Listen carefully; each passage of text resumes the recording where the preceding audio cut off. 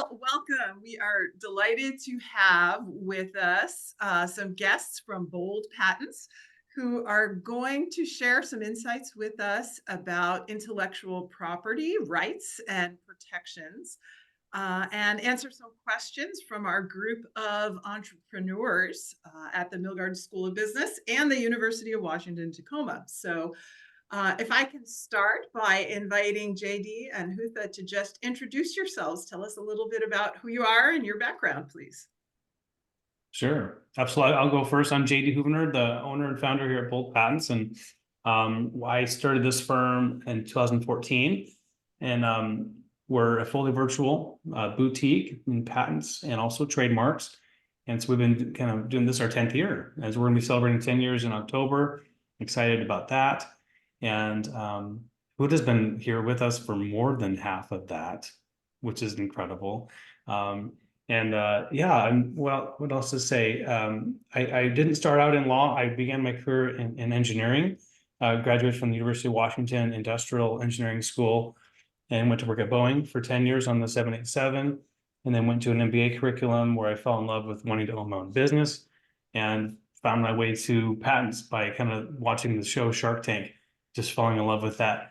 And they kept asking about patents, like, what is the big deal? How do you do that? So I became a patent agent first, and was under another attorney there, Kevin Jablonski, and he was like, you want to go to law school, you can do this on your own. And it's like, oh, cool. So chipped away at that in 2010 to 2014. So yeah, our main focus here at the firm is helping inventors, and we usually start, I think we really do well with first-time inventors, the everyday professional individual that wouldn't even call themselves an inventor. They're kind of just exploring it for the first time. We do an excellent job, I think, of educating, hand-holding, and helping those kind of get through the process for the first time.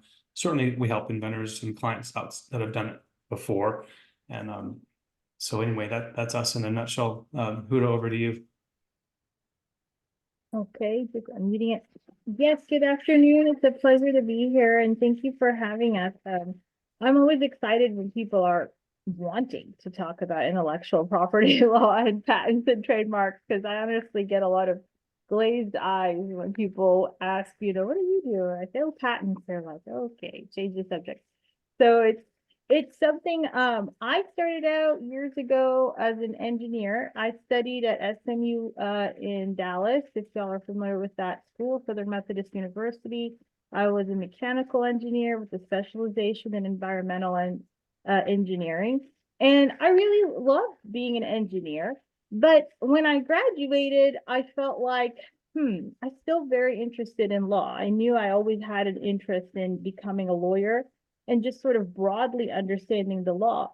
At the time, I had zero knowledge, at 21, what patents were and what they involved. I just thought a lawyer was somebody, who represented, what you see sort of on TV. You go to trial, you represent criminals, you don't represent criminals. It was just a very naive understanding of the law.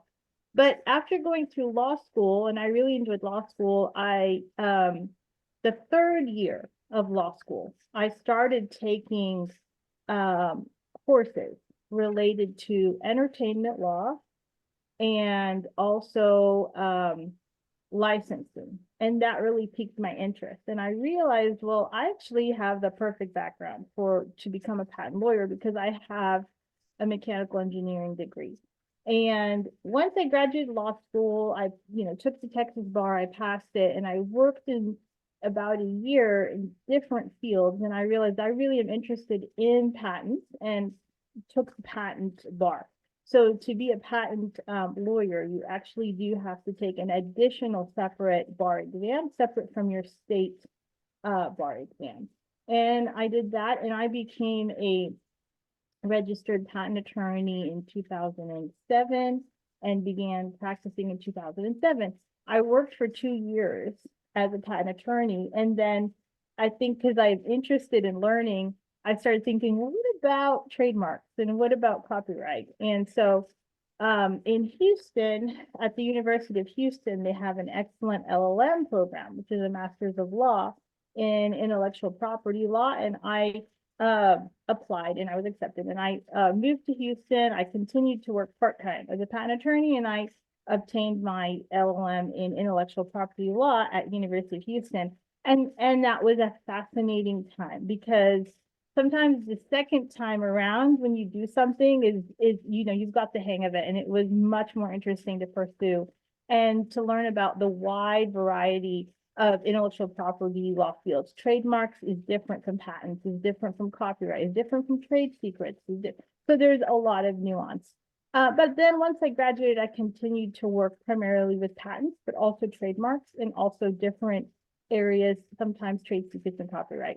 At Bold, I've been here for over 7 years and I love our firm. We really have an interesting variety of inventors, work on a variety of subject matters. And so I'm happy to share more insight about that today. That's terrific. Thank you. I was having trouble unmuting. So I think, let me start you off with a basic question. And I think our folks have some answers to this, but maybe Huda, I direct this to you in particular.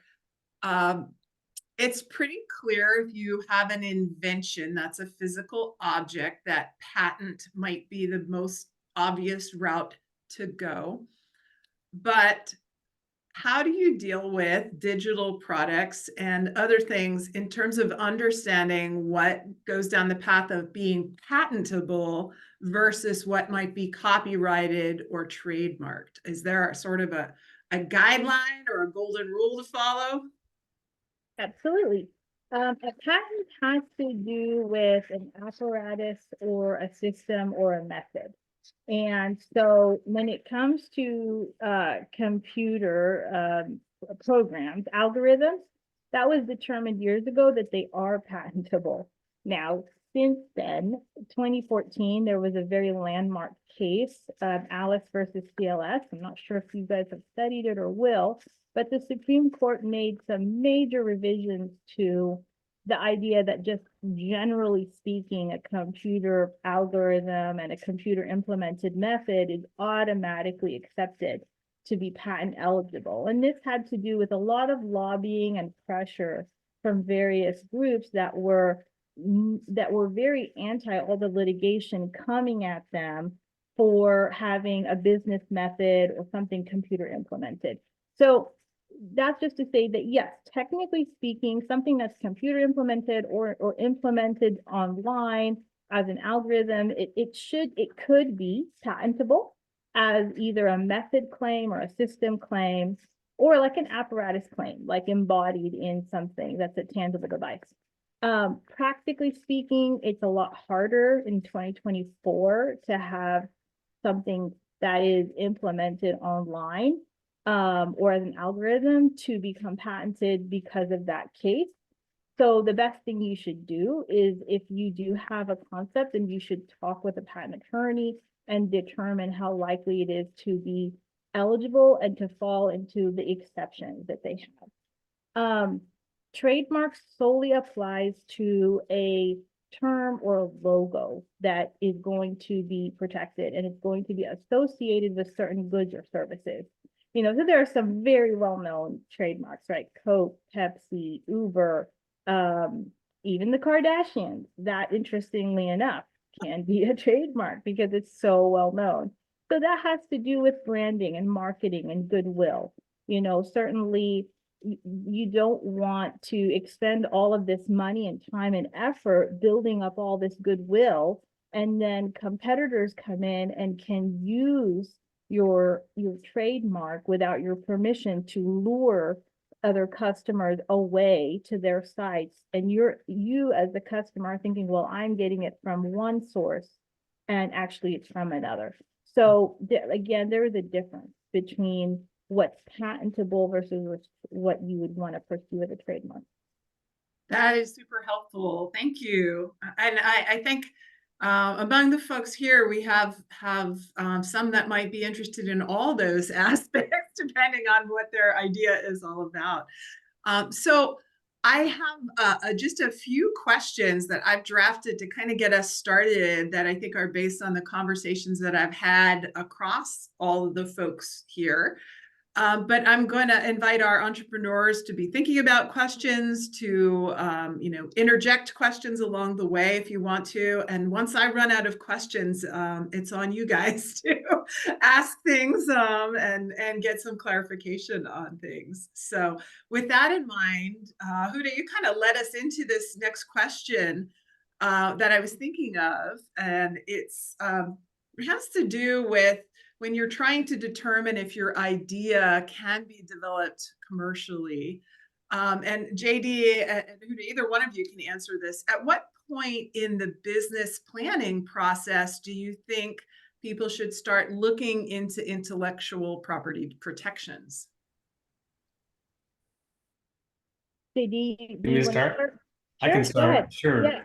Yeah, it's a great question. And it's I would say as the inventor, even if you don't know if it's an invention yet, if you think what you're doing might be the first of its kind, right? You're going to want to explore patent protection pretty early to do it right. And I think especially if you're working in an industry that you've been in for a long time, you're going to have a better sense as to whether this is new and novel. If you're inventing or coming up with something out of your day-to-day work, you may not know. And so there is this period of time, I imagine, pre-discussing it, where you may have another inventor, a co-inventor involved, to bring your idea to actually make the thing, to actually invent it. You might need someone else. But before you get too far along, if you think you've got something special, unique, and novel, having a discussion with the patent attorney, just as Huda explained earlier about, hey, is this even eligible? Does this even fit in the patent law? It's never too early to have that discussion. And I talk in my book, Bold Ideas, about, hey, ideas, I hate to say it, they're a dime a dozen. Everybody's got ideas. Not everybody has an invention. And so there's this sort of a progression from, yeah, I've got a cool idea, but can I actually explain it to someone or write it down such that someone could actually build it or talk about it in enough detail to where you can actually bring it about? Now you've got an invention and something that's probably got enough meat on the bone to talk with an attorney about. Who did anything else to kind of add on to that? I would echo that. Absolutely. You guys are ahead of the game in that you're starting to think about, okay, I have a concept, I have an idea, I'm interested in developing it commercially. So I want to start thinking about, can I obtain any sort of patent protection, or do I need to pursue filing a trademark application, or is something copyrightable, or do I have a trade secret? And all of those things, you are ahead of the game, and it's absolutely very important that you keep that in mind as entrepreneurs. And it's never too early to reach out to an attorney and consult and get guideposts about when to start actually formally filing something with either the patent office or the trademark office, or having internal documents that you are just documenting and dating to show that something started.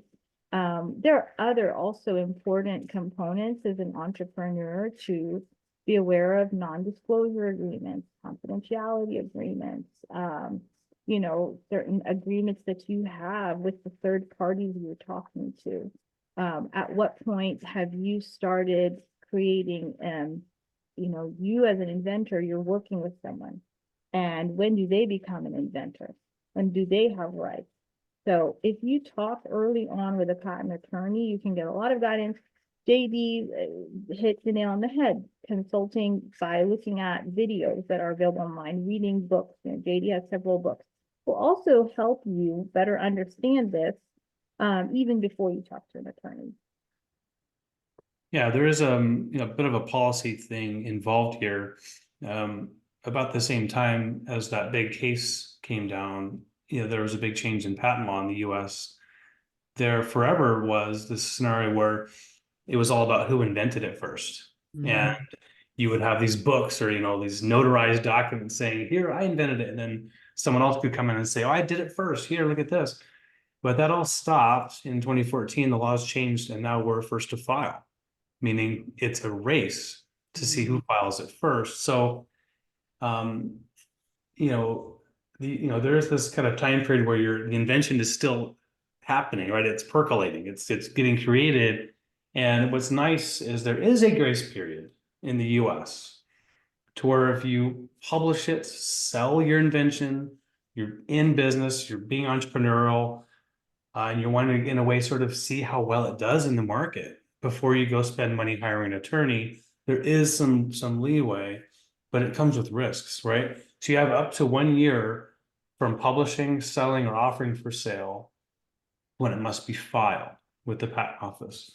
But by doing that, you run the risk that someone else beats you to it. Someone else files it before you do, and you've perhaps lost some of your rights, even if you invented it first. So you have to kind of balance that, and like what I said, we've been talking about, the best and safest course is to have a discussion with an attorney to see what you should do. A clarification on that 2014 case, is that, and the sort of first to file rules specific to digital inventions, or is it other kinds of things? No, they kind of just happen to come to the same time period. The American Invents Act, I think it was originally signed in 2011 or 2012, around that time. So yeah, this case came maybe a year or two after that. But what it did is so it said, hey, first to file was the big rule. It also instituted and created these judicial panels. It created the Patent Trial and Appeal Board with the idea that, hey, we're going to put judges in place within this tribunal that all they see all day long is patent cases. And so they can become more efficient with things like, after it gets granted, trying to handle, pre-litigation before it gets to federal court.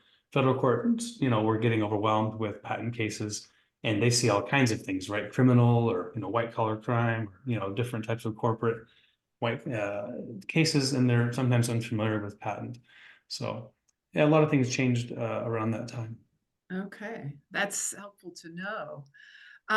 This is kind of building on that same theme of I've created software code that I think performs a valuable function, but I don't think it can be patented or even copyrighted. Is there any way to protect an idea that kind of falls under, or maybe it's not software code, maybe it's a recipe for how to make a favorite family dish, and I want to use it in my restaurant. How can I protect something that seems to fall under this common use idea? Is there a way to do that?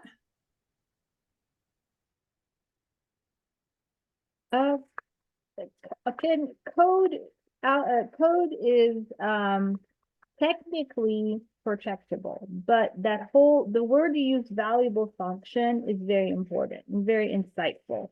As of 2014, more case law has come out as to things that are more automatically likely to be considered valuable functions than not. So it will depend on what the function is, and that's why you should consult with an attorney about pursuing it. In terms of code that affects the internal workings of hardware is more likely to be patentable versus a routine implementation of code implemented on a single processor using routine computer components. That is less likely. Now in 2024, internet is ubiquitous. These kinds of networking systems, sending things electronically, digitally. Interestingly, now with the advent of AI being introduced into everything, that is also the next question. How much of, well, I'm integrating AI is going to make your patent claim more eligible for patenting. Definitely it will help, but it's not an automatic grant. The guidelines at the patent office is that it's like a moving target all the time, because once they start seeing more and more applications claiming the use of AI and machine learning, the less exciting it becomes to them. And the patent office is, you kind of have to think, is the patent rejection office, honestly. They have a high rate of rejection. If you get a patent granted, you're in a very exclusive club, relatively speaking, in the US. because out of the millions and millions and millions of applications coming through nationally and from international sources, from start to finish, a relatively small percentage is actually going to be examined and granted and reach fruition to granting. So again, the valuable function component that you mentioned, you should definitely have it evaluated. Other things like recipes are going to be very difficult to get patented. That would lend itself more if, let's say, you publish it in like a book of some sort, the way you describe it. Copyright relates to an original expression. So if you associate it with a unique story or drawing or the way you describe it, somebody should not be able to just verbatim cut and paste that and use it willy-nilly without giving you credit and or potentially paying you something to do that. So it just depends on what it is you're trying to pursue.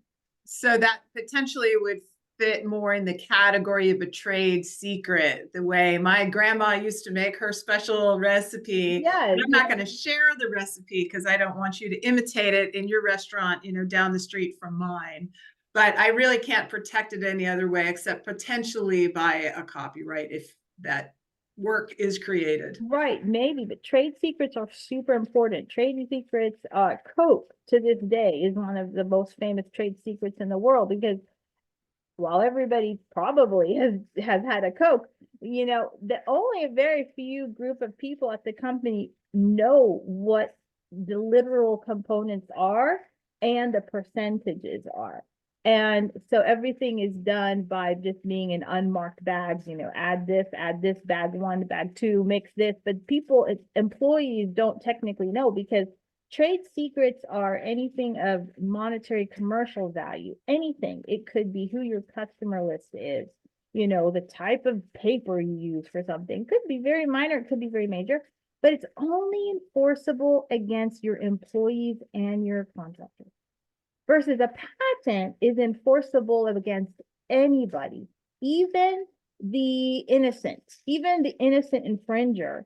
If they innocently infringe, but you have a patent on something and you can assert it, you can go after them. A trade secret, you can only use it against your employees and contractors. So with trade secrets, you kind of want to hold certain things close to the vest when it comes to, okay, this is my grandmother's famous recipe. This is why everybody loves, said cookie. So I'm going to keep that recipe as close as I can and protect it. And I may not share it with all the company employees, all the contractors. And I will have contracts in place saying, such and such is a trade secret. Any unauthorized use, you will, be liable for infringing.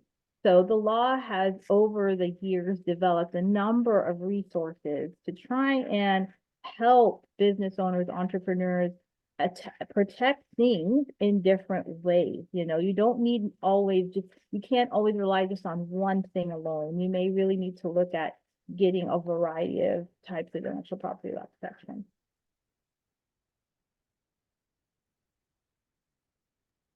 Yeah, who do you nailed it. And I think Jill, you're on mute if you're saying something. Yeah, no, I'm just saying, asking if you had anything to add. Well, I mean, that was really well done. One thing I always like to remind myself and others that are listening about trade secrets, one cool thing is that novelty is not a factor.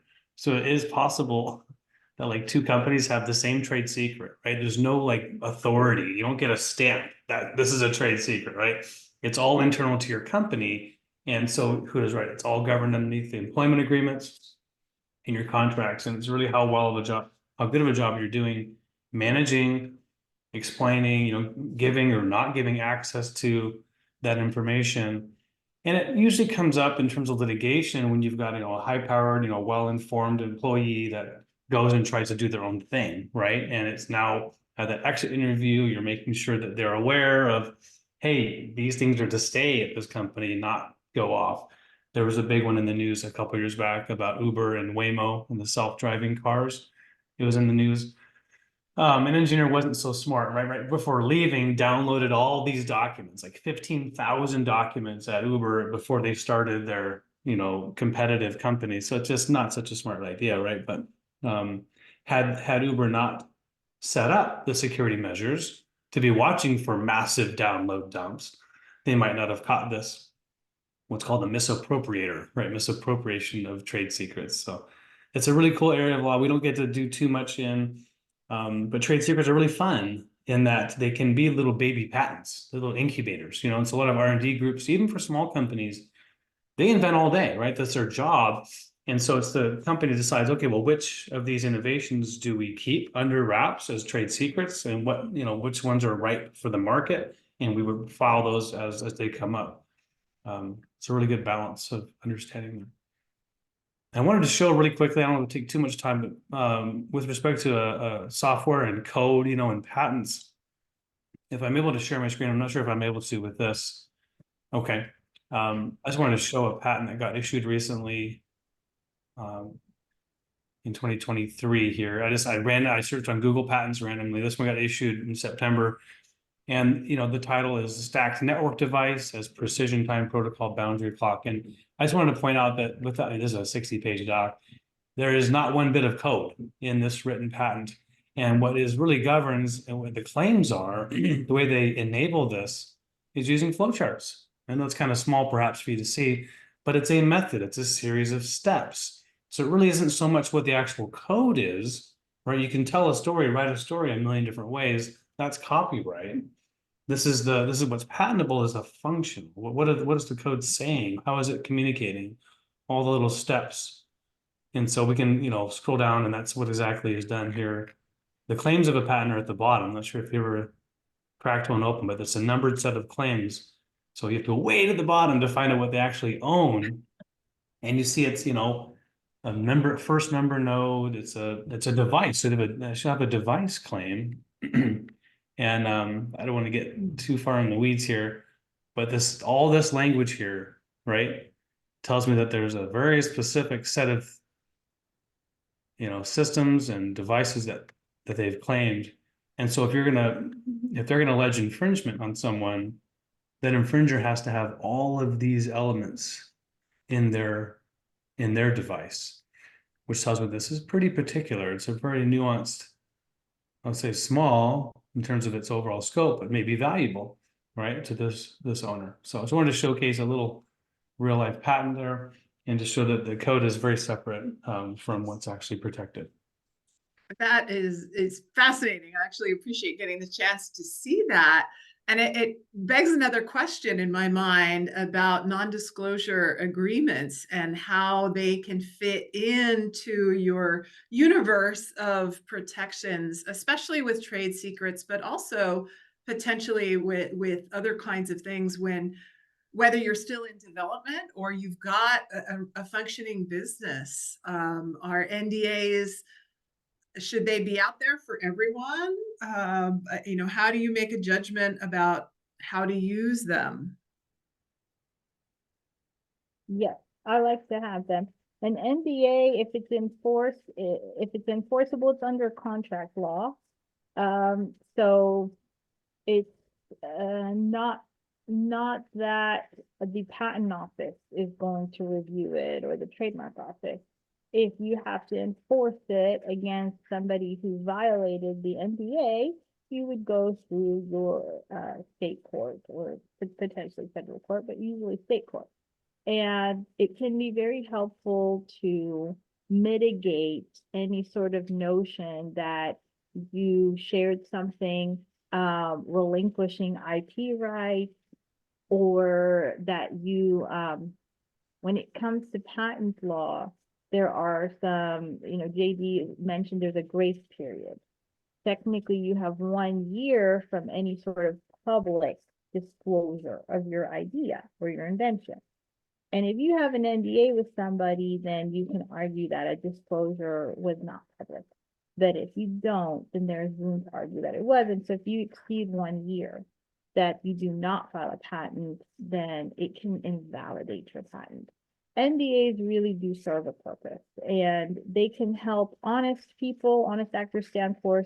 Even dishonest people, puts them on notice, makes them a bit wary. I think it's usually better to have, and many times people are more accepting if it's a mutual non-disclosure agreement, not just a one-way, but what's called a mutual. So what they share with you that is confidential is going to it needs to be remain confidential and what you share with them. And all NDAs have standard boilerplate language, which indicates that anything that really is publicly available information or separately available, it doesn't fall under the confidentiality protection. It's really probably going to be just certain nuggets of information really would be considered to be protected by the confidentiality agreement. But they're very good to have, very inexpensive relatively compared to some other investments you would make in terms of IP. You know, patents can be costly, trademarks can be costly, and NDA is not. So it is a very nice way to initially protect yourself. Yeah, awesome points. I would just say, as you develop your business, they do come into play as well. So even after filing a patent application, for example, you might think you're good to go. And I say not always. And because even after filing a patent application, it's true that what was filed, you've got priority protection to that, what was that, written description and the drawings. But oftentimes in a business owner, inventor will want to hire a manufacturer or a designer, someone that they're going to work with very closely on that development of the product, the prototyping. And inevitably during that process, iterations will happen, right? Version 2, version 3. Oh, if we made it out of this material, oh, if you actually, put this type of closure mechanism on it, it would work even better. And now you've got, new matter or matter that wasn't discussed in the provisional. And so a contract between you and that manufacturer, you and that designer is important. And so you want to make sure that as part of that contract, a confidentiality clause and probably even a patent assignment clause is in there as well. So that's where even an NDA, that can be state specific, a contract like that. And so we'll want to recommend you get with local counsel, state barred attorney, to make sure that the parties that are, signing the contract, that'll be binding on both. And so there is this notion that that you're safest finding someone to work with locally within the same state. It's a little bit more risky if it's out of state. Now you've got to get two different, states in line. And then the most risky is finding someone overseas, right? Now you're working with someone that you're trusting and probably have a really challenging time enforcing a contract against someone in a foreign jurisdiction. So that's my quick note there about NDAs, that confidentiality still matters throughout the innovation cycle. So it sounds like contract law is playing a role, and really understanding the rules of the jurisdiction that you're in. And just there's a lot to really understand in terms of what remedies you might have if something is violated as well. And it might be in a different place than you expect it. So it's not like file the patent and everything's all happy. Yeah, right, exactly. Yeah, and it's we always advise, as attorneys, we're always going to be risk adverse, or at least advise that they have all their ducks in a row. But it is so true. Even co-founders that are on the best of terms are super excited. That's the time to document. What is your intention? Co-founder agreement. Let's get that in place. Hoot and I have seen so many, well, not so many, but enough awful breakups to where it's like, oh, it's just horrible. And when nothing's written down, that's when things get really messy. We end up usually having to withdraw as counsel. They're on their own, it's a mess. So when things are, written down in advance, it's always better. So we recommend it. I would say I agree. To be a little bit defensive, protective of yourself, your idea, it's not necessarily a handshake kind of world anymore. And I've seen situations where people were a little bit too trusting. You have to kind of think, if you're talking to a company that has the means to do it without you, don't just go in and share everything blindly just because you want to meet them or see if they're interested. Then you really need to use basic protection like an NDA, have a provisional filed, have a non-provisional filed, something filed and that's pending, and you follow up with emails and you document it. Because we have seen horror stories, and once you kind of go in too naively without taking those initial steps, it can be hard to recover. That makes sense. That makes sense. how about on the side of the house where maybe I'm not doing something that is a fantastic invention? I'm doing something conventional. Do I have to worry about IP protection if I'm opening a corner shop, or I'm doing online reselling? Is there any need to protect what I'm doing when it seems so common? That's a trickier one, Joel. That's a tricky one because it's interesting. Sometimes you find yourself, unfortunately, on the wrong end of, well, you sold something that was patented and may not be authorized doing it. That doesn't happen all the time. But interestingly, like Amazon, if you're aware, has started their own internal review process for when people claim that a product is infringing either their design or utility patent. So many people, right, will obtain a product from overseas frequently and sell through their online store, through storefront, through Amazon, and discover, wait a minute, I have a notice that I'm infringing someone's patent. So what happened there? If you think that this product is sort of unique enough, you might want to do some due diligence and again, talk to a patent attorney. We can do what are called freedom to operate opinions, and they're very specialized and very unique, but it will take a look to see what patents are live and granted and applicable in your jurisdiction. And I'm assuming our jurisdiction is only the US. We're not necessarily looking at Canada or Europe or whatever, but there are attorneys there that could do the same kind of work. And so that's something to be aware of. Now, we've already touched upon, there are other kinds of IP protection that you might want to look into. Are you needing trademark protection? So associated with your store, maybe you're just selling average kind of products, like a existing products that aren't patentably very unique, but you have a very unique store name or logos that you use. Well, then you do want to have trademark protection. And especially if you're going to have interstate commerce, right, between the states. And these days, when you have a website, it's presumed that you're going to have interstate commerce. You might want to file for trademark protection for that early on. As well as we were saying, trade secrets, something to be aware of. So, in terms of like when you start spending a lot in terms of legal fees on patents, I would just say initially get a consultation and let them know if you really have something that either you're concerned you might be infringing upon somebody else's work, or if you yourself have really taken steps to manufacture it and develop it, are you potentially eligible for a utility patent or a design patent?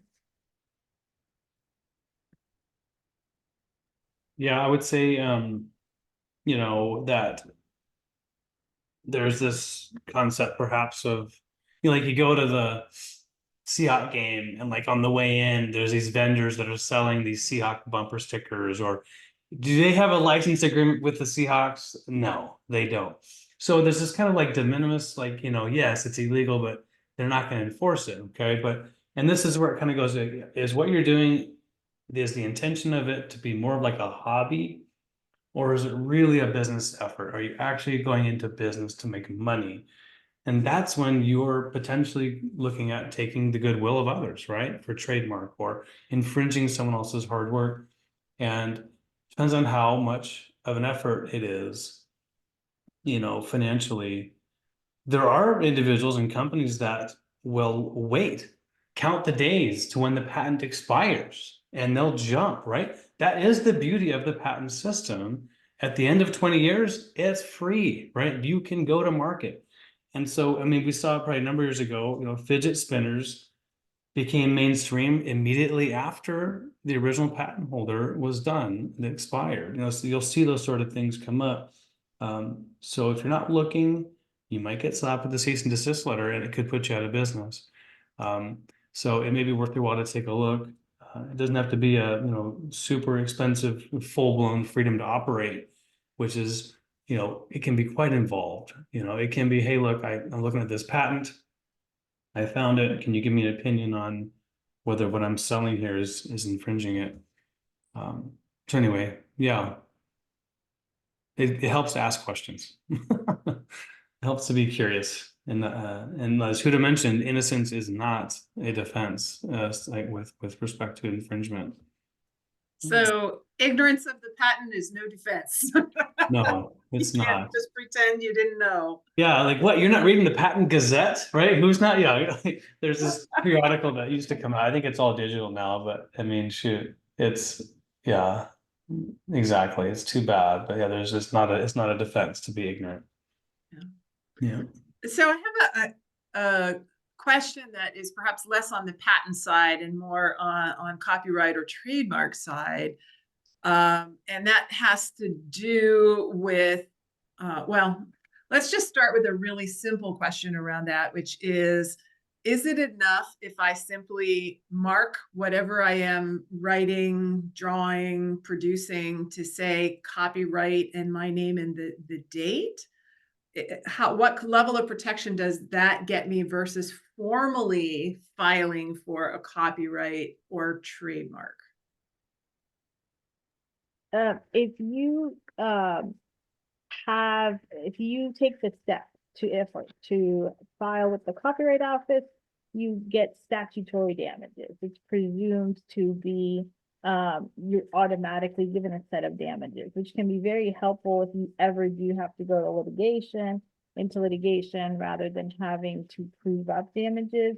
Plus, it's considered what's called constructive notice to everybody versus otherwise you have to show that somebody was aware of your copyright and take additional steps to show that there was intentional copying. So it would be better if you do have any sort of artistic work, literary work, anything that's an original expression, drawing, painting, music, anything along that line, to go ahead. It's something that you are going to be putting out there and publishing and sharing, and you want to reserve the right to monetize it and benefit from it, including derivatives. So copyright law is a fascinating area of law. And it is something that it's definitely a niche area of the law. And they say you have 7 bundles of rights when it comes to copyright. It's not just one. It's not just that you copy the original. There's also the right, to prevent derivatives from coming into play. And there's different rights associated with it. There are defenses, fair use defenses. So frequently you see that, educational programs, schools are not going to be targeted typically for using snippets of movies or music or clips or whatnot, because they're using it for an educational purpose. But again, it's a sort of fact-based probe because they will have to look and see, how extensive was the audience, was any money exchanged or fees exchanged, kind of fact-based. Copyright is a fascinating area of law. There's a lot of books and treatises and online articles about that subject. But if you do have anything that you guys have worked on as students and you plan on publishing it, you really might want to consider having it formally recorded at the Copyright Office. And then I think did you mention trademark law as well? I did, yeah. Trademark. Yeah. So interesting about trademark. Trademark is like they kind of gave it a pass where it's not as intense time-wise as patents. Like I told you, in the US patents, you have 1 year from going public. You've got to have something filed. And this is unique to the US and Canada and a few other countries that have grace periods. A lot of the other countries in the world have what is called strict novelty, where you don't have a grace period. In Europe, you're supposed to file a patent first and then have any sort of public disclosure. They don't give you the benefit of, okay, take 1 year.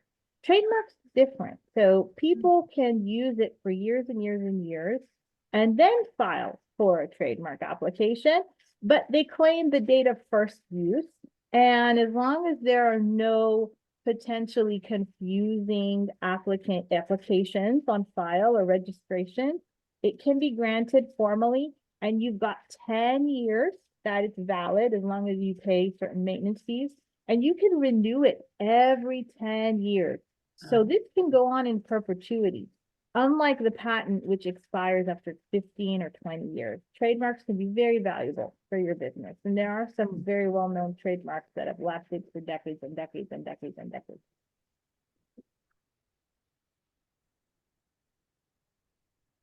Made me think right away of going to the streets of New York City and seeing all the knockoff designer bags and wallets and clothes and things like that being Yep. sold, which obviously are protected trademarks, but would probably be very difficult to enforce against an army of small sellers who kind of pick up and disappear at any given moment.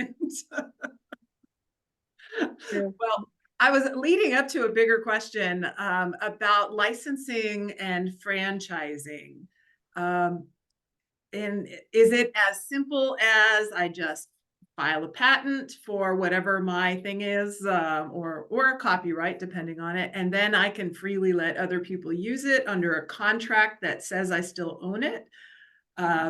Is there more that needs to happen to kind of protect yourself when your business model is based on the idea of taking your unique value that you've created and putting it in other people's hands to develop and distribute and all of that? Who do you want to take this one too? You're doing pretty good. Oh, you're on mute, by the way. Okay, I was gonna say, well, because my understanding of licensing is a little bit general. When it comes to licensing, you do want to have on your side a very good licensing agreement that can accommodate when the licensee is not performing to your liking, for sure. So let's say and it's tough. We have clients who have obtained patents, and you're so excited about that. But then they don't want to make and sell said product. They want to license it to the company. And getting introduced to the decision makers is very hard. And getting them to accept it can take a while. It can take a long time. We were recently informed by somebody who works in the space, the industry standard for having patent license. Did you say, JD, was like 10 to 15%? Right. Yeah. Success rate. I mean, of all the cases, it is kind of rare to get a licensing deal. Yeah. That's right. So keep that in mind, a licensing deal. And then when you get a licensing deal, how are you going to measure how well their performance is? Because your patent lasts 20 years if it's a utility patent.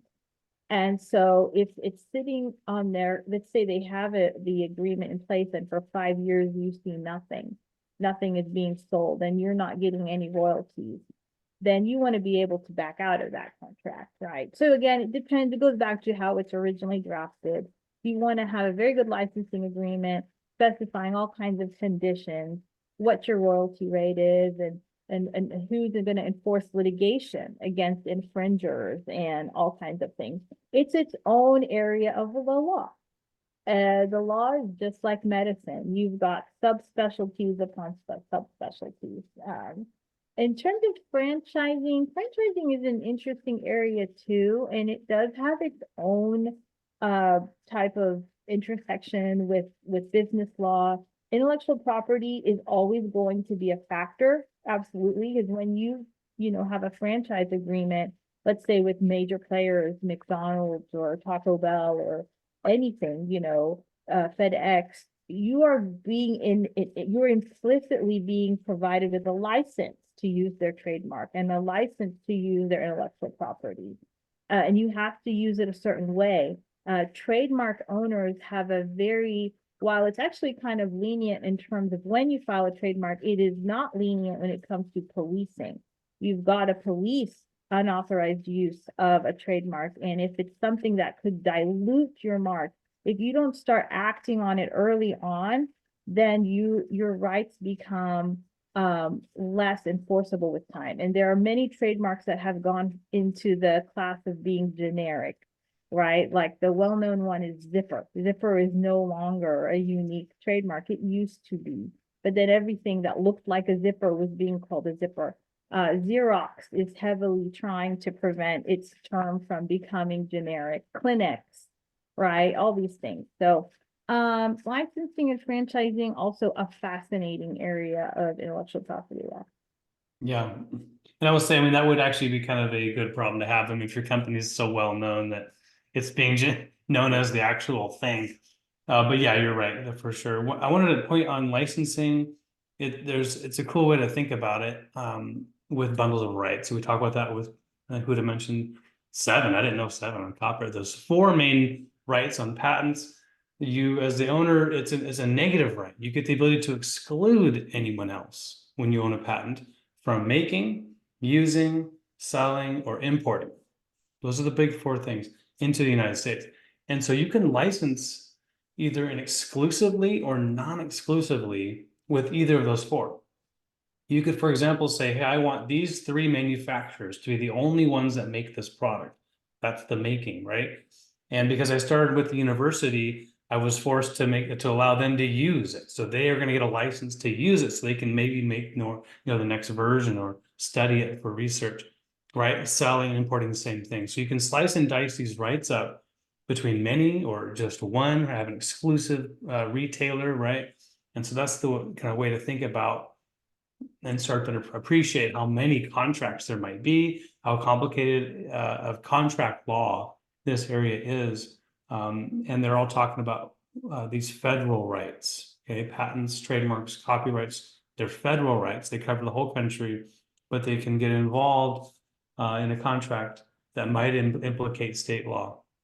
And so that's why it is separate, and why our firm really doesn't get involved with the drafting, negotiating of these licensing agreements, because they get quite nuanced and they have major implications across the business. And an attorney that has more of a general knowledge as to business law and state law, I think, should be better to assist. So we really stay in our lane with respect to helping entrepreneurs acquire the assets themselves, and then it's off to commercialization with those separate agreements.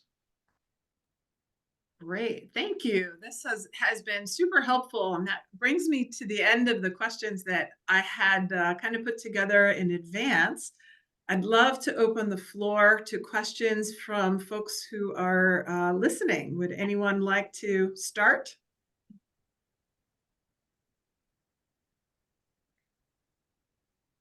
Jason?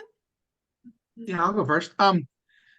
Would is Google patent searches are available and they're free. Is that kind of a decent first step prior to engaging with a patent attorney to potentially avoid wasting each other's time? Yes, yes, yes. I talk about that in my book too. Yeah, do your own diligence. Gosh, we hate to be the ones to take your money and tell you that a basketball has been invented before, right? Whatever it is. We usually ask that. Have you done your own searching? And we do get kind of I hate to use the term paranoid, but those that are worried that Google's going to steal my invention if I search on it. I've never seen that. I've only been doing this for 10 years, but gosh, I've never seen that. You got to just do some research, have some faith that it's an algorithm you're talking to, not a human being. That's my only 2 cents there. Gotcha. And then there's a part on your website that kind of highlights the difference between patent searches and prior art searches. With that change in 2014 to first to file, is the prior art search less important now? Because even if something's existing, if they weren't the first to file it. So a patent search, the way I use that term, I mean, that would include both. I mean, prior art is everything that's non-patents, right? So published literature, anything that's available to a person of ordinary skill in that field. So really anything that's ever been published and available is the huge body of prior art, and patents make up a good part of that. Prior art, which is anything that's ever been published before you file. I don't know if that answers your question, but I mean, you need to, all of it needs to be known. The examiner can cite both when they make a rejection, let's say on novelty. They can look at, of course, published patents and patent applications. They can also cite non-patent literature. So all of that. And what's interesting, maybe to your prior question too, is that when you file a non-provisional patent application, you have to disclose what you know. And in what's called there's an acronym for it, but you have to tell the examiner, here's what I found in my searches. And the attorney has to provide information as well about what they found. Information disclosure statement. There you You go. have the presumed, duty of disclosure as the inventor, and then it's on the burden is on the attorney and the law firms as well to share anything that is relevant to the patentability of the application. And that duty of disclosure persists all throughout the entire examination, and interestingly, there's case law in which patents have been invalidated after they were granted because a very motivated defendant in trial, right, if the patent is asserted against them, they go and they dig into their history and they say, well, they were aware of this patent application, or they were aware of this product, and this was not shared in an information disclosure statement to the examiner.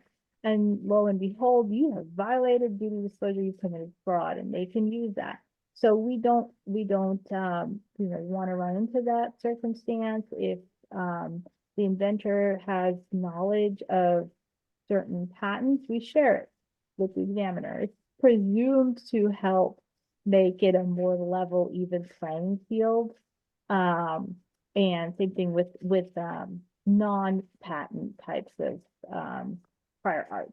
So, articles, blogs, existing competitor products. It is better to just throw it into the disclosure statement, let the examiner review it when they're reviewing the patent eligibility of your application. If they think it's something that potentially renders your application as lacking novelty or making it obvious, then you as the applicant have a chance to respond and argue as to why that is. And you can still persuade, hopefully, the examiner that there is something non-obvious and novel about your application. But yeah, way to go with Google Patents. That's a wonderful resource. We all really like it. There are other databases that people do use professionally. There's the United States Patent and Trademark Office. You can use their search engine. There's the European Patent Office. They have a very good search engine. But that definitely is a very advanced one, very good algorithm. I guess another question I would be with regards to trademarks, is it, if granted, is it limited to a certain domain? Like, for example, Ford trademarked the name Mustang in 1964. Does that mean that only people within the, automotive community can't use Mustang, or nobody can now label anything Mustang? Yep, very good. Exactly. It's limited to the goods and services that the trademark application is filed under. A good example is Dove soap and Dove chocolate, right? Those are two separate types of goods. There are some trademarks that are so strong and so well known that they do have the ability to go after unauthorized use that could be seen as diluting the mark. So potentially Mustang is so well known that Ford could try and prevent an application that says coming, that it's either a trademark application or a use that they don't want to see happening. It's so strong. There is that possibility. However, it's not an automatic sort of right. It is something they're going to have to assert and see if that the court would agree with them. But when it comes to trademarks, trademarks are associated into different classes, and there are multiple classes of goods, and they're very, very detailed. And so when you go to do a trademark application, something that our firm offers is that we can do a search to see whether or not it's likely that it will be granted, or is there going to be a likelihood of confusion, and the trademark examiner is going to assert there's confusion. with another application. And one of the factors you look at is how similar the mark is in terms of appearance, in terms of sound. Frequently things are written, well, I spelled it differently, so it sounds differently. That different. That might not be enough of a difference. You know, you're in one class of goods, they're in another class of goods, but then the examiner could argue that it would be sold on the same aisle. So it's not going to have enough of a separation to prevent likelihood of confusion. So I have two thoughts on that. Yeah. Could I sell a Mustang motorcycle? Probably not, no. Okay. And could I sell a pony car, which is often a nickname used for the Mustang, right? The pony car, but it's not itself trademarked, but potentially could be thought of as dilutive. Yeah. This is a very good kind of law school exam that makes law school Sorry. students be like, well, did I get this answer right? And the lawyerly answer is it depends, right? So Mustang motorcycle, absolutely, you can see where that seems more likely to infringe upon Mustang as associated with, when you look under the class it's associated with, it's probably vehicles. A motorcycle is a vehicle, right? Automobile. A pony, maybe not. You know, is a Mustang a pony?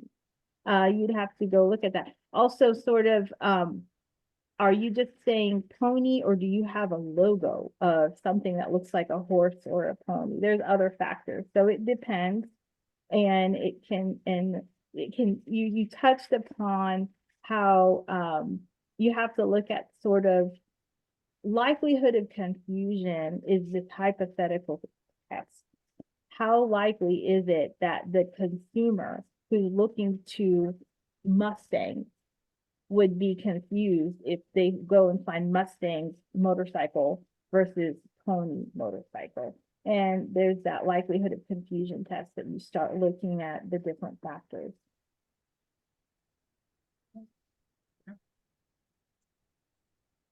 Any other questions? Thanks. Not for me for now. Okay, thanks, Lisa.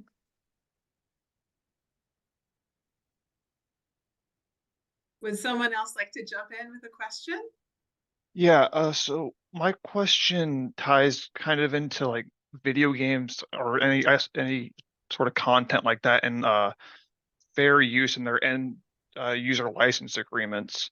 So like looking through this specific end user license agreement, it says you agree to not use or exploit the program, being the game, commercially.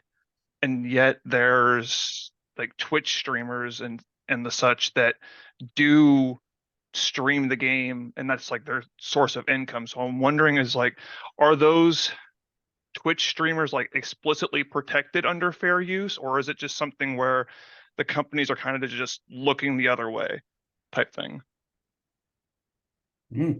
That's kind of cool. I mean, not cool. I mean, for the game owners, I think, yeah, if they're showing, my gut reaction is if someone's making money using someone else's IP, you're doing something wrong, right? Without Right. question. So it sounds like, yeah, but my hunch would be that maybe their use, you know, once they hit a certain amount of infringement, they might get a letter. You know, it's like the damages have to make sense, I suppose. So there's some enforcement kind of judgment happening there. That's all I think I would say. Huda, do you have anything else? I think that makes sense very much. I'm not an expert in that kind of Yeah, right. use of video games and what their licensing agreements cover.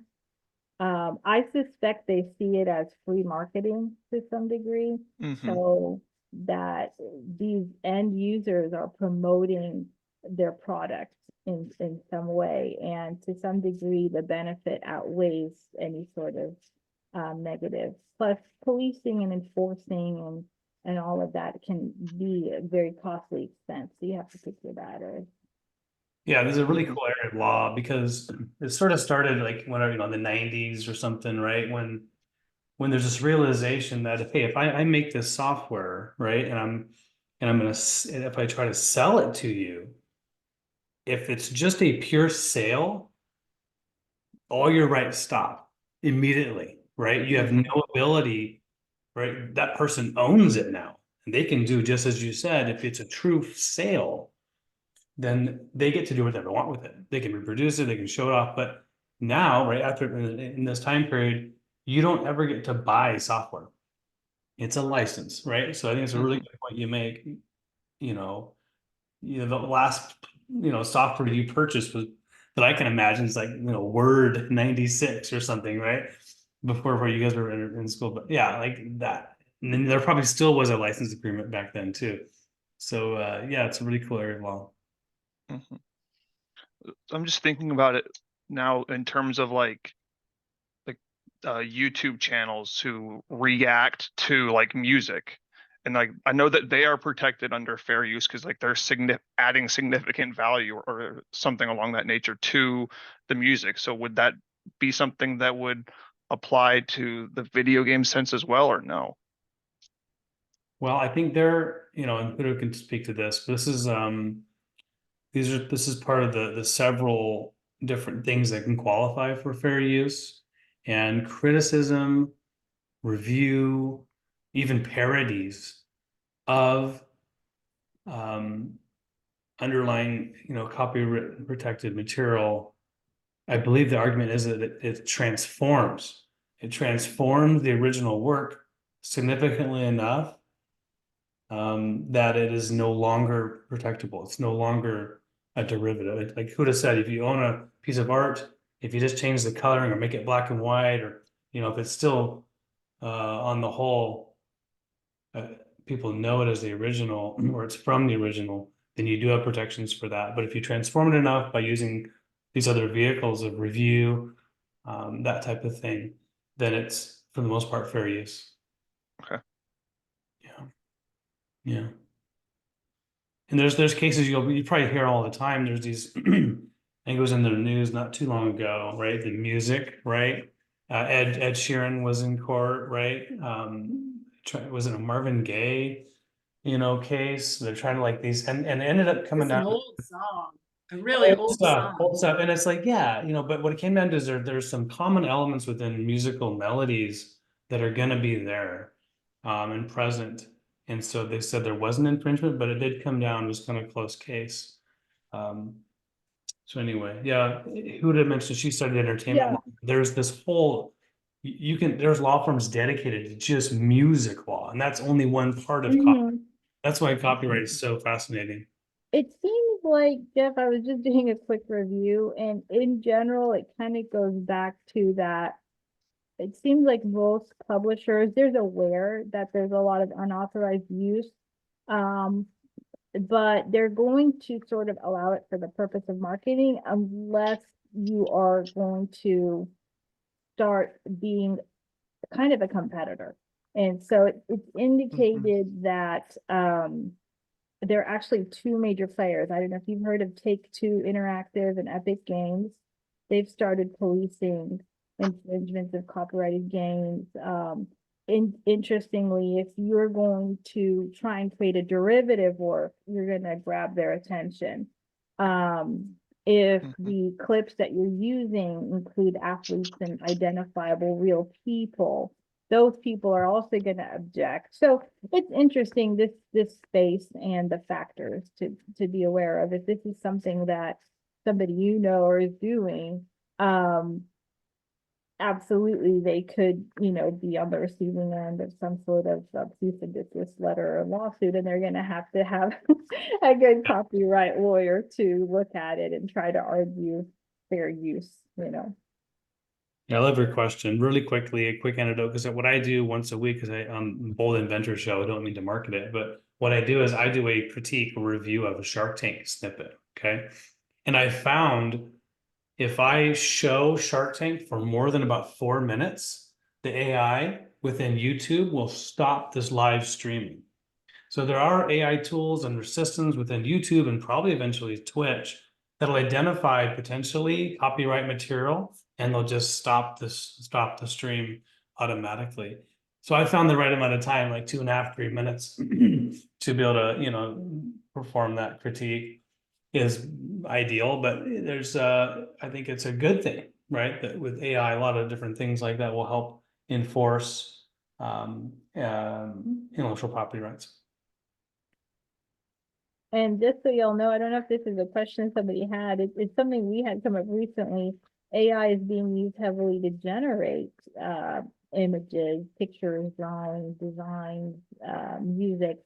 How copyrightable is that? That is what the Copyright Office has to deal with. And the idea is they've decided that they're not going to totally exclude works that were created with AI, but they are going to have a very intensive review of how much was directed, human directed, and how much is a result of the AI itself. Because technically speaking, the copyright is supposed to benefit original expressions, right, that have an original author, and a computer is not considered an author.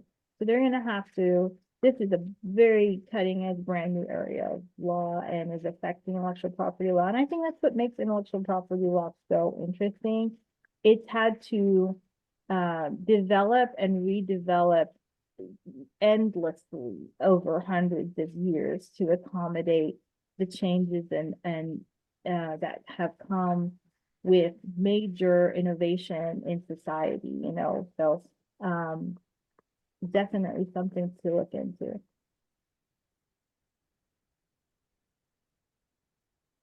I got time for 1 or 2 more, if anybody has any questions.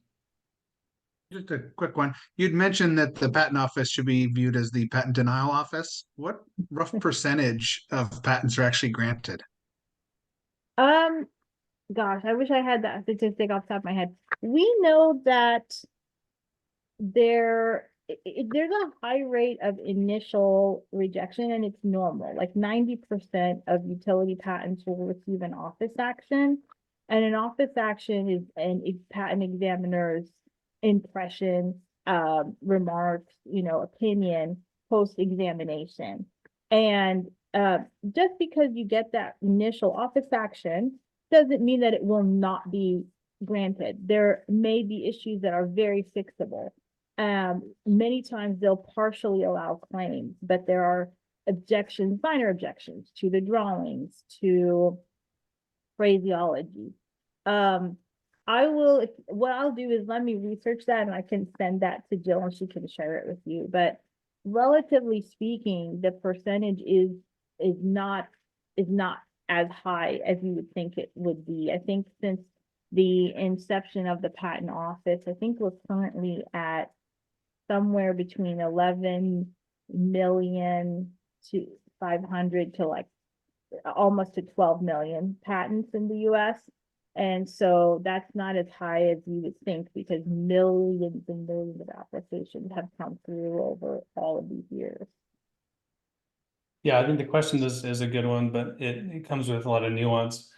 It also comes with, well, how hard do you want to fight? Right? How much money do you want to invest in getting the patent? And how small of a scope of rights are you comfortable getting in the end? I hate to say this, but almost any invention we can get a patent for, but it'll be so narrow, wouldn't be worth its weight on the paper. You know what I mean? You could write a claim that's a mile long, and it's really so narrow, it doesn't make any sense to get it. So it's kind of that balance of how, also one good stat is I think it's each application, I think, is on average going to get about 2.1 office actions. So like Huda said, it's not uncommon and maybe even can be seen as a good thing to get at least one rejection. That means you're really asking for the right amount of scope. And so you're kind of, fighting for your rights, advocating to getting the most scope of invention. Thank you so much. JD, can you maybe close this out with, well, there may be another question, so don't let me jump ahead. Anyone? Yeah, just quick questions. If I want to incorporate real-world references or historical event into my product, are there any legal considerations or regulation that we need to be aware of? For example, if I'm developing a video game set during World War II and I want to include like historically accurate uniform, are there any implications that I need to consider?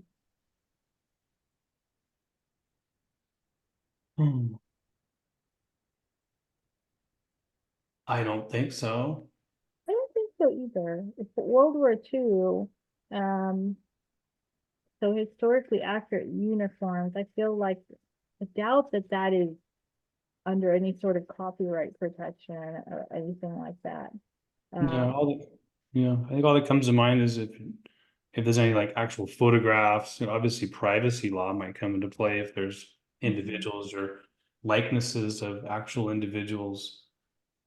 Privacy law is its whole thing, and it does, I think, fall underneath the umbrella of IP. Mm. But we haven't touched on that much. That might be the only thing that could come up that I can sense. Another questions regarding the graphic or artwork label for commercial use found on the internet. Are there any legal consideration to be mindful of? Can you give an example?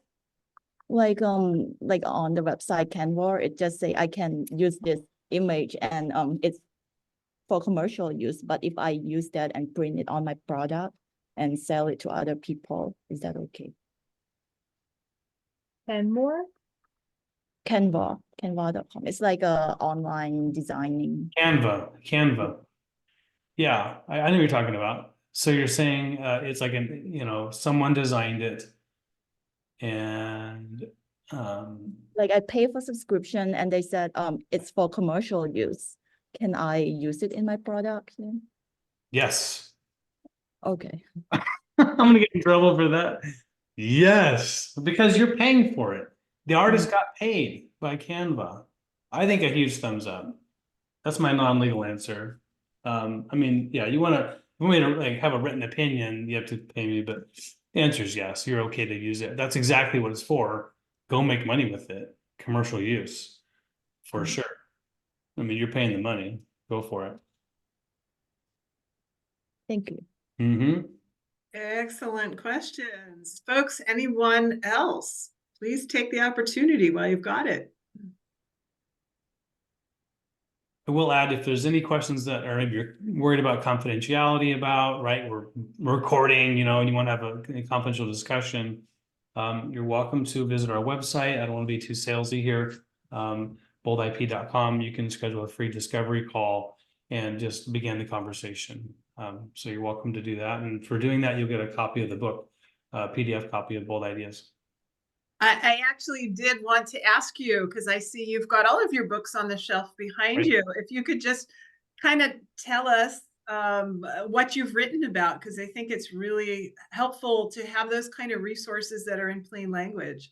Absolutely. Yeah, Bold Ideas, it really is a guide on patent law. It covers a lot of what we talked about today. It goes into more detail on what patent searching, what tools you can use, what it means, difference between a provisional and non-provisional application, the office examination process as well. So really, it's just kind of the nuts and bolts, and want to educate all of our inventors. So we give every one of our clients this book. The second book is just my story. It's You're Not Alone. As a business owner, it can feel really lonely, and maybe some of you can relate to that. And it talks about how you can rely on your network and use your powerful tools to make sure you can bounce things off of others and just amplify what you're doing through masterminds and things I found in kind of personal anecdotes along the way. And this one is another version of Bold Ideas, but it's for physicians. So doctors, those that are working in the health field. I've got some examples from those types of medical devices and pharmaceuticals, biological inventions. I also have another one like that for dental. It's just different examples in the book. This is, you can see a tooth in the light bulb, but it's for dental professionals. So it's a niche that I've enjoyed going down. This last one is actually for other lawyers. It's protecting your law firm's hidden treasures. It's funny, a lot of lawyers traditionally, especially those law firms that with like big last names on them, they're sort of stuck in this old school notion that it's, they're just, let the clients come to you, and they don't necessarily treat their business, their law firm, like a business. And a law firm is a business, and I think should be treated as such. And so the book talks about that. And law firms themselves can have their own intellectual property, certainly trademarks and copyrights with the works they produce. So that's more of a B2B model. That's great. I appreciate you sharing your expertise out there, because this is certainly one of those areas that is just a mystery. And I think as our conversation today has revealed, it's incredibly complicated. There's specialties of subspecialties and a lot of tendrils that weave out into other aspects of law and other aspects of doing business. So it's really helpful to have your guidance. And I'm also really appreciative, JD, of your status as an entrepreneur. And I think that probably makes you one of the best patent attorneys out there, because you get what it's like to try to build something. And you both have the engineering background that I'm sure serves you very well and serves your clients very well. So thank you very much on behalf of all of us. We really appreciate your time today and all of the great kernels of wisdom you've passed along. And if anyone hasn't yet gone to the website, we do encourage you to go ahead and take a look. And if we, there it is. If we have more questions, or people need to be checking in or getting started on working with patent attorneys, you now have a connection in the business. Indeed. Thank you for the opportunity, Julie. It's awesome. Or Jill, I'm sorry. Yeah, no, thank you. Yeah, thank you. All right, everyone. Thanks for coming. Take care. Thank you all. Take care. Bye-bye. Thank you.